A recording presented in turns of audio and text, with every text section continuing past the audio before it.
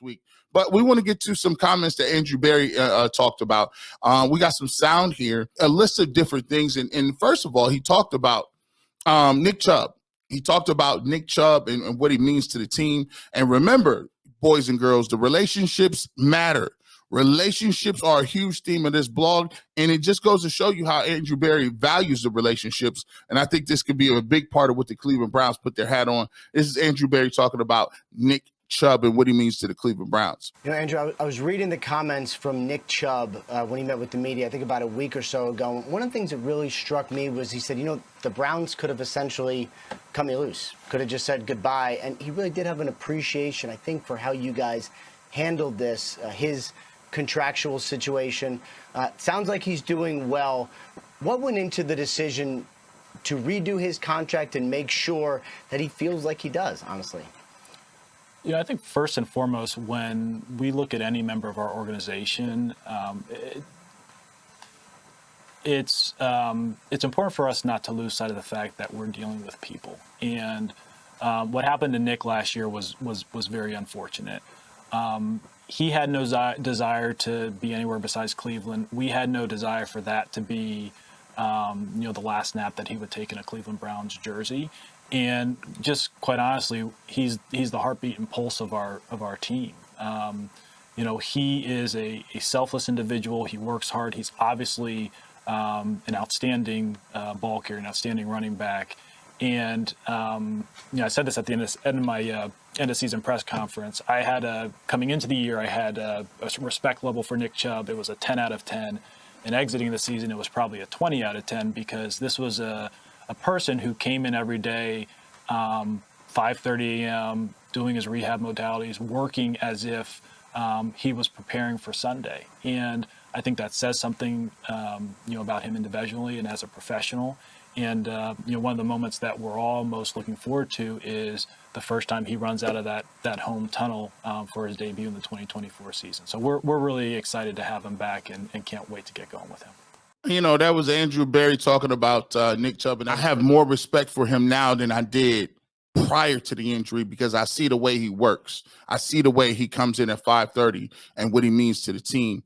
And one of the main themes that we talk about with relationships is, a person on their own may not mean much in the terms of the impact that they have. But when you start putting together building blocks with guys who fit into different pieces and parts and have that level of character and that work ethic, when you put a guy like Amari Cooper, when you put a guy like that guy with a Nick Chubb, think about the way your offense is going to run. Not just from the X's and O's, but from a standpoint of how we go about holding each other accountable, the level of character in that offense. When they call that play in and you're sitting in that huddle and your number's not called, those guys are going to still work as hard as they can to get other people involved. They're going to block. They're going to make sure pass protection is correct. They're going to run their routes hard backside. They're going to make sure that they do the small little things. They're going to keep running downfield to try to get a downfield block. They're going to keep following the play just in case somebody fumbles, and they could be right there to jump on the ball and still retain that possession. They're going to fight for those extra yards. They're going to do all those little things, and it's the building blocks, right? The people, when you build an organization, you build the organization with people, not salary cap, not structure. You build it with people's personalities and with their characteristics. And so when we talk about sometimes you don't pay a running back that much money, I used to get so upset when people say, hey, you don't pay a running back. That's just not no regular old running back. That is Nick Chubb. And what Nick Chubb means to your locker room and means to the example that he sets every single day is something that's going to trickle down to your young guys. It's going to trickle down to the veterans, and it's going to put that added fire, that log on the fire on that grill to get things moving. And you add those pieces together, and you end up with a very special locker room and special organization. I've always said it. It is time for the Cleveland Browns to start doing right by their players. One of the things that I saw, and no matter what, in Pittsburgh, I saw the way they treated Troy Polamalu. I see the way they treated Hines Ward or Ben Roethlisberger. I saw the way that the Baltimore Ravens treated Jonathan Ogden and Ray Lewis and Ed Reed and guys like that and Terrell Suggs. I saw the way they embraced those players. When you are playing for those organizations, when you are done, they don't never make you available to nobody else. You are a Baltimore Raven or a Pittsburgh Steeler the same way they're going to do TJ Watt and Hayward. They're going to make sure that people understand these are our champions. These are the guys that we going to hang our hat on. And these are the guys that are going to be, acknowledged and cherished in our organization. And for so many years, we had bottom feeders, guys that was at the end of contracts coming over here, cashing checks, not putting no work in, just giving that bare minimum, coming over to Cleveland, the Dwayne Bowles of the world, coming over here, Willie McGinnis the last couple of years. We get all these guys that's coming over here, cashing these checks, not bringing nothing to the table, and yet and still, we want to say, well, he's just a running back. We could go with Jerome Ford. I would be damned if we go with just Jerome Ford, and that's going to be good enough. No disrespect to Jerome Ford. I'm just bigging up how much it's a disservice to a dude like Nick Chubb. He kept going. He talked about not only what Nick Chubb meant, but he also talked with Amari Cooper and his contract situation. They asked him point blank, man, what's going on with Amari Cooper? And this should tell you how much they value Amari Cooper, which goes to show me, it leads me to think they're not interested in the Brandon Ayuk deal either, because Amari Cooper is bringing extra to the table besides what he does on just the field. All right, we're going to stay on the contract theme here and go with the contract that's a little bit in question. Amari Cooper, who was not around in the last few weeks, obviously wants a contract. Today's his birthday. Happy birthday, Amari Cooper. Where do things stand on maybe the birthday present Amari Cooper would like most? Yeah, so, I'll say first and foremost, Judy, I've been a high-level Pro Bowl caliber receiver, but he's also a great teammate, and he's a great professional. And we're happy to have him as a member of the organization. Sometimes, all teams will have periods where they go through these type of situations, but it does not change our affinity for Amari. We'll navigate, call it the business considerations and the business aspects as it goes. But he is a big part of our team, and just as importantly, he's a big part of our culture. I think he added that right there. Just as importantly, not only what he goes on the field, he gives you something different in the organization. Remember, I just showed you building blocks with different pieces and parts that fit together that make who you want to be, man. When you talk about it, when I was in management, one of the big things they talked about is the motivation and recognition of different employees, right?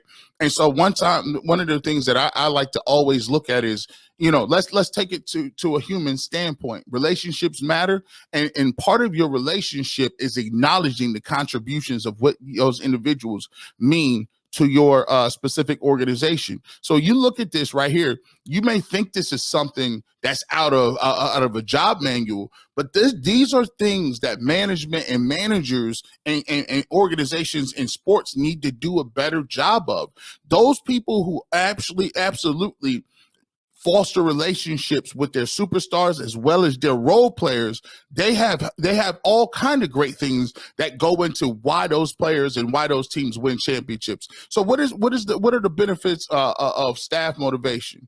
So one of the things you're going to get when you get motivated people, and Amari Cooper and Nick Chubb are going to help motivate those other people because they see, hey, when you do well, we take care of our guys. Yeah, Nick Chubb got hurt last year, but guess what? We're going to still make sure that he's on his team and he's going to get paid. Amari Cooper went out and put up those numbers with bad quarterbacks. Guess what? We're going to make sure that we reward him. So what are the benefits of motivation? You get higher productivity levels. It comes as no surprise that implementing employee motivation techniques encourages people to work productively, and the results are better with revenue outcomes, right? However, not many people know that a productive way of working also positively influences employees' experience as it promotes higher job satisfaction.